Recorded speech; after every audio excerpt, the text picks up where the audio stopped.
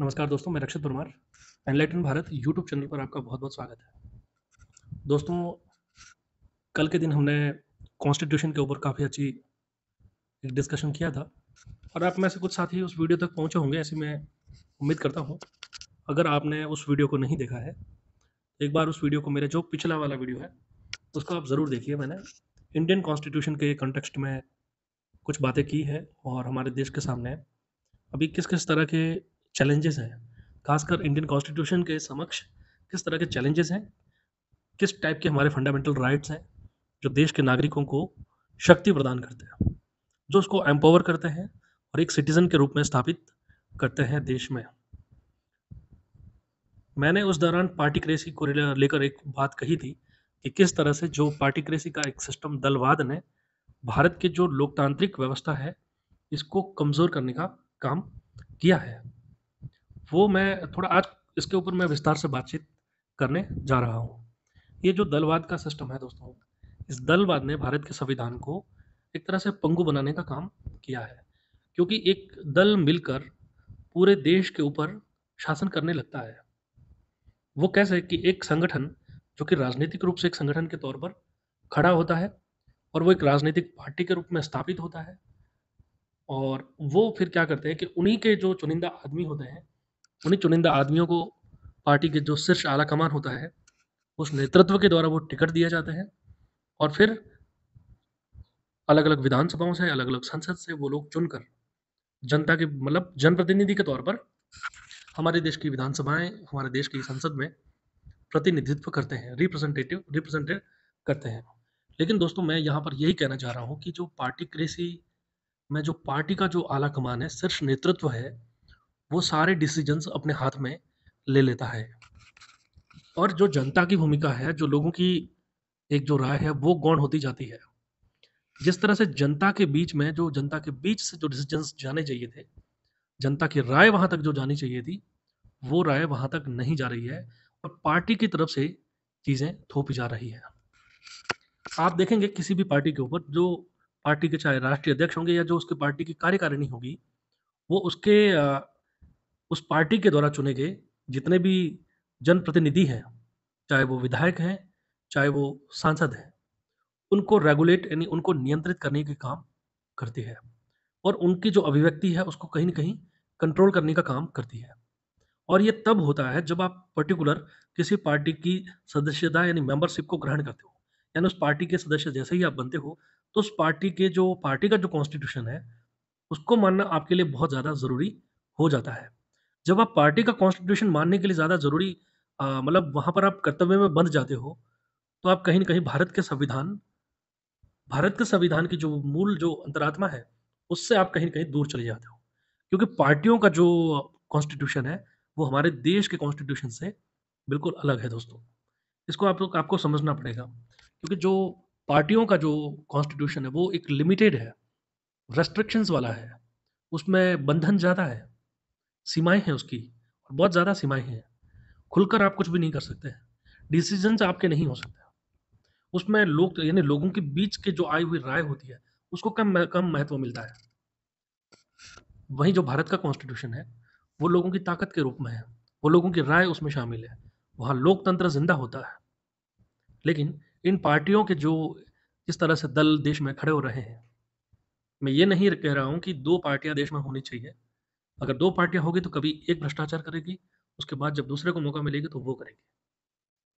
इसीलिए बहुदलीय जो पॉलिटिक्स मतलब बहुदलवाद को बढ़ावा दिया गया, यानी कि कई तरह के क्षेत्रीय दल, राष्ट्रीय पार्टियाँ भारत में हैं। लेकिन उन दलों के वर्चस्व बढ़ते वर्चस्व की वजह से और उनका जो एक संकीर्ण दायरा है, वो कहीं न कहीं भारत के लोकतंत्र को क्षति पहुँचाता है।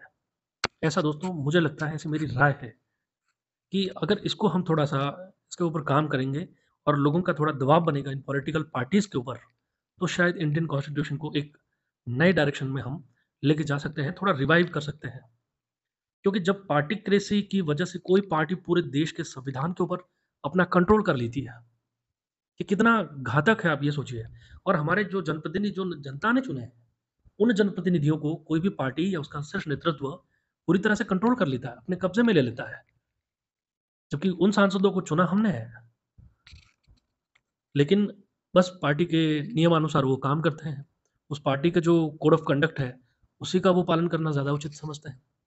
तो जो जनता के बीच में जितना ज़्यादा खुलकर बातचीत की जा सकती है, जो ग्राउंड लेवल से जो फीडबैक है या ग्राउंड रियलिटी क्या चाहती है, वो चीज़ें नहीं हो पाती है।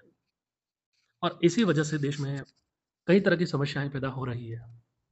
आप देखिए कि अभी जिस टाइम में पॉलिटिकल पार्टी जो सत्ता में है, वो पॉलिटिकल पार्टी सत्ता में चुने हुए, जो जनता के द्वारा चुने हुए विधायकों और सांसदों को मतलब बोलने से रोकती है क्योंकि वो अपनी पार्टी की साख को, छवि को धूमिल होते नहीं देखना चाहती है।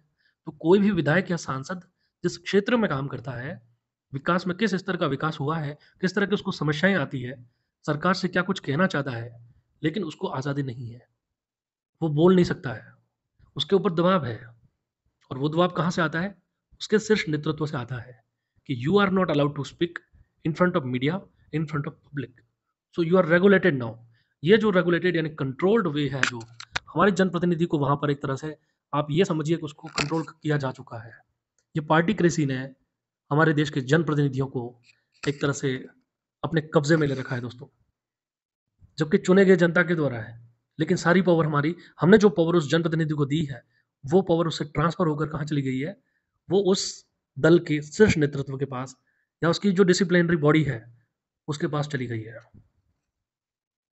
यहाँ जो जनता की राय है, जनता के फीडबैक हैं, वो काफ़ी पीछे धकेले जा चुके होते हैं तब तक।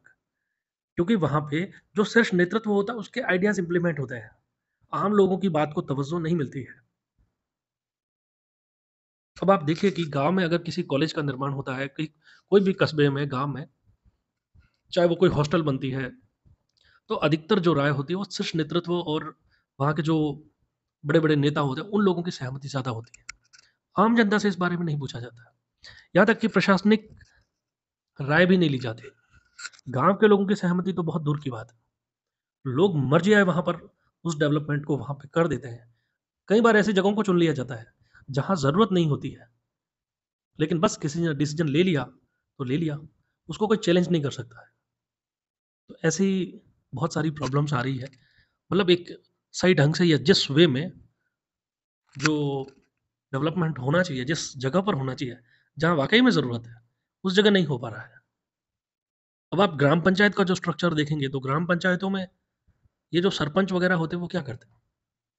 ये अपने चहेते जहाँ पर हैं, जहाँ उस जगह पर डेवलपमेंट ज़्यादा जा रहा है और कई ऐसे गाँव हैं जो विकास के लिए तरस रहे हैं। आज़ादी के 70 साल बाद भी उन गाँवों में पर्याप्त रूप से विकास नहीं हुआ है। जितनी उसको ज़रूरत है, उतनी नहीं हुई है। आप देश में ऐसे देखेंगे कि अभी भी हज़ारों गाँव ऐसे होंगे हमारे देश में, जहाँ पर गुणवत्ता युक्त पानी के लिए आरओ की सुविधा नहीं होगी दोस्तों। कई ऐसे रेवेन्यू विलेजेस होंगे, जहाँ पर ग्राउंड वाटर रिचार्ज की कोई फैसिलिटी नहीं होगी। बहुत सारे ऐसे स्कूल होंगे जहाँ बहुत सारे ऐसे गाँव हैं, जहाँ पर मेडिकल प्रॉपर फैसिलिटीज़ नहीं है। बस उप स्वास्थ्य केंद्र या उससे नीचे तो फिर वहाँ पर उसकी भी बहुत एक लिमिटेशंस है। उसका एक सीमित दायरा है। मतलब ऐसा है कि दिल्ली से जो चलकर डेवलपमेंट आता है, गाँव पहुँचते-पहुँचते वो रेंगते-रेंगते आता है और वो रेंगते-रेंगते शायद कभी बहुत बार वो गाँव तक पहुँच भी नहीं पाता है। उस डेवलपमेंट को कई तरीके से उसके अंदर इंटरफेरेंस होते हैं, कई तरह का करप्शंस उसके अंदर घुस जाता है, कई तरह की पारदर्शिता उसमें आ जाती है, कई तरह का भेदभाव उसमें आ जाता है, कई तरह का जातिवाद आता है उसमें। और जब मैं टर्म बोलता हूँ ना दोस्तों, तो इस शब्द को थोड़ा आप इस तरह से समझिए कि भारत में जो बहुत सारे ऐसे गाँव हैं, वो जातियों के मकड़ जाल में उलझे हुए हैं। यानी कोई ऐसा गाँव है जहाँ पर केवल एक जाति का दबदबा है। यानी दूसरी जो जातियाँ हैं, उनकी वहाँ पर कोई भूमिका नहीं है, वहाँ वो कोई बोल नहीं सकते हैं, क्योंकि वहाँ पर किसी एक जाति का प्रभुत्व है, यानी कब्ज़ा है, कंट्रोल है। दबदबा एक ऐसा है, दबंगई वाला जो दबदबा है ना, वो है। चाहे वो शिक्षा के रूप में हो, चाहे वो मतलब आर्थिक शक्ति के रूप में कहो या फिर वो ताकतवर के रूप में कहो।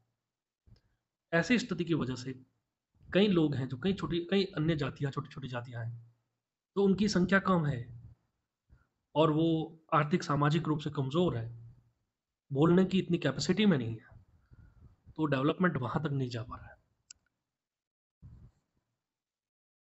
फिर भी जो हमारा एक ढाँचा बना है, स्वशासन का जो ढाँचा बना है, स्थानीय जो प्रशासन है, उसके द्वारा डेवलपमेंट काफ़ी हद तक पहुँचा है गाँवों तक। लेकिन फिर भी जो गाँव का सोशल स्ट्रक्चर है, उससे जो विकास है वो बहुत ज़्यादा प्रभावित होता है। और गाँव के स्तर पर बहुत सारी स्कीम्स आती है, उनका प्रॉपर इम्प्लीमेंटेशन दोस्तों नहीं हो पाता है। बहुत सारे ऐसे सरपंच होते हैं, जो केवल विकास अपने घर तक ही लेके चले जाते हैं।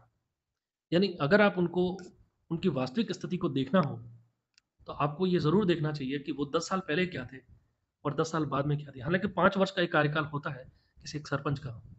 उसके करप्शंस के लेवल को अगर देखना हो आपको, तो आप उसका रियलिटी स्टेटस चेक करना हो कि before being a sarpanch what he was actually and what he is right now. यानी सरपंच बनने से पहले वो क्या था और अभी उसके पास क्या सुविधाएँ हैं।